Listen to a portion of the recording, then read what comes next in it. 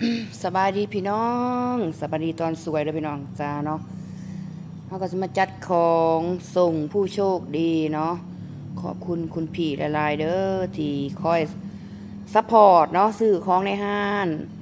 ของอยู่ของกินเนาะให้น้องให้หนุ่งกินแล้วก็ซอยซื้อของในห้างโดยมาตลอดเนาะก็ให้ดีไม่แห้งเด้อพี่เด้อร่ำรวยร่ำรวยน้ำอัดลม2 แพ็คแต่ว่าเขาจะเอาผสมกันเนาะจะสิได้กินหลายสี12 ขวดนะเด้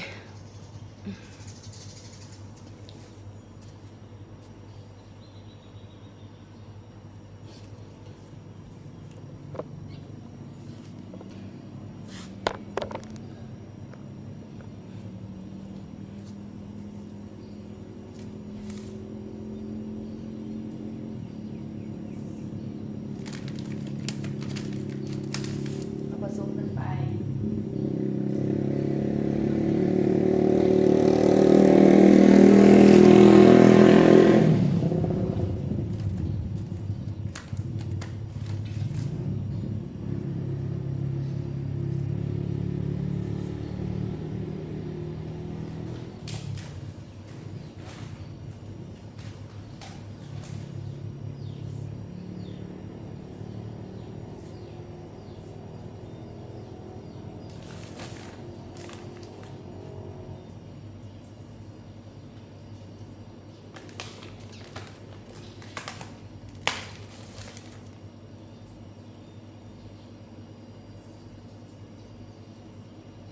นัวผสมกันด้วยคุณพี่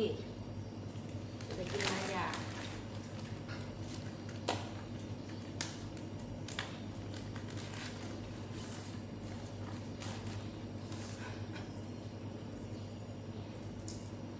5 สีค่ะ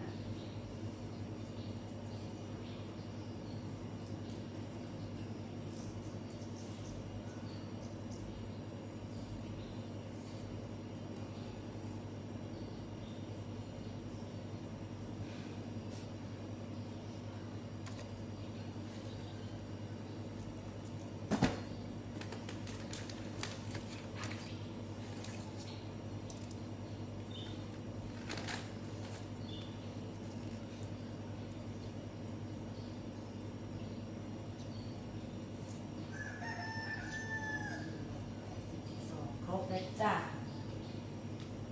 5 สีเนาะ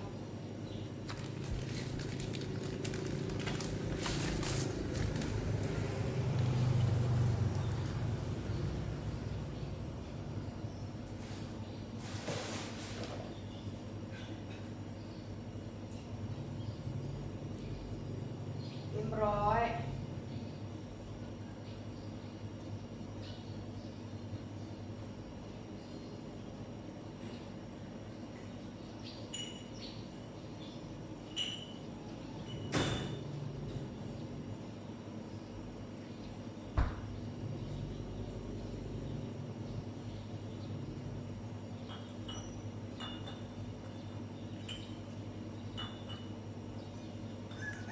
5 ขวด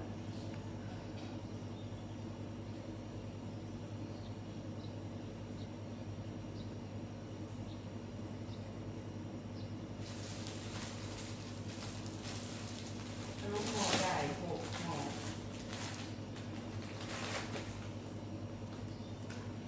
เห็นอยู่บ่เนาะตาลุงเอ้ย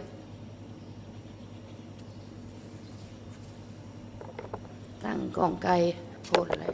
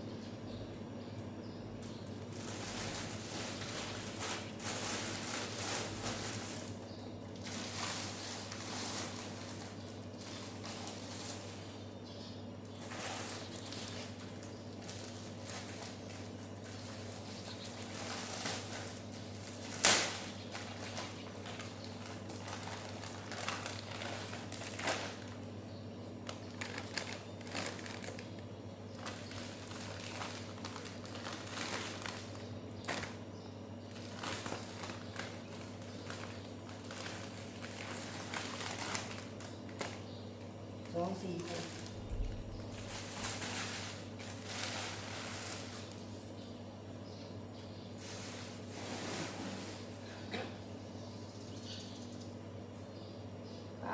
ตัวของเป็นปูน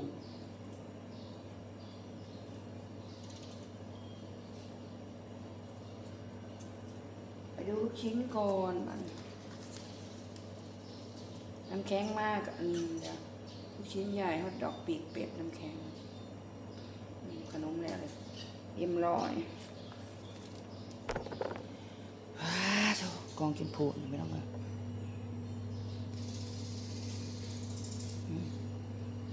หนูสลับกับไปเดอร์พีเดอร์สิจะกินเนาะ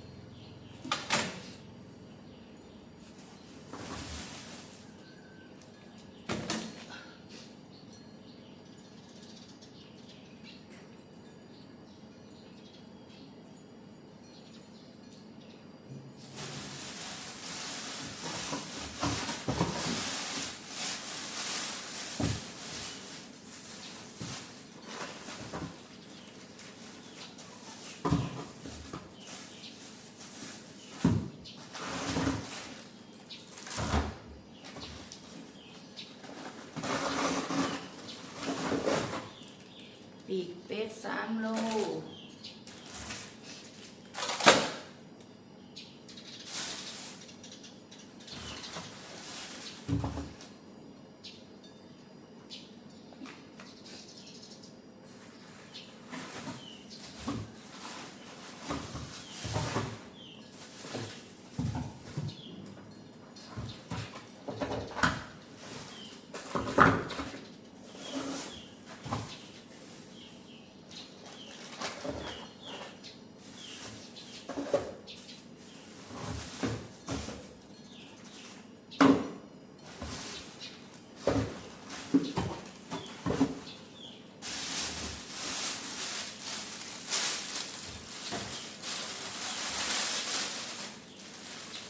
โอ้ยหายแล้วเนี่ย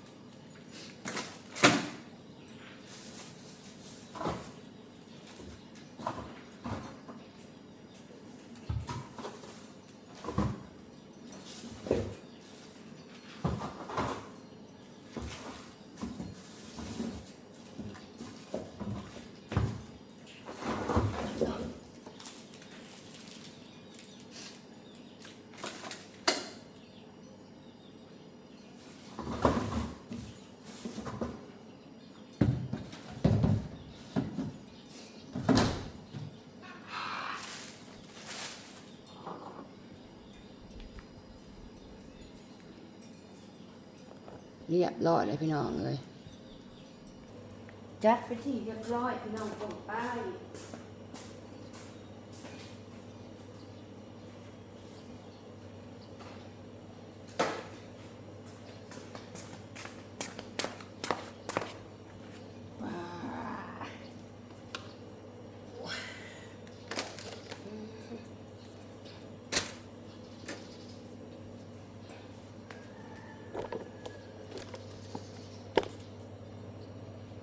พี่น้องมาหอนี่กับเซล่าเลยจ้าพี่น้องจ้าฝากกดไลค์กดแชร์เด้อขอบคุณผู้ใหญ่ใจดีเด้อที่อุดหนุนร้านสีเขียวเนาะผู้ใดเป็นผู้โชคดีก็รอรุ่นเด้อพี่น้องเด้อเขากันไม่คลิปหน้าจ้าไปแล้วสบายดี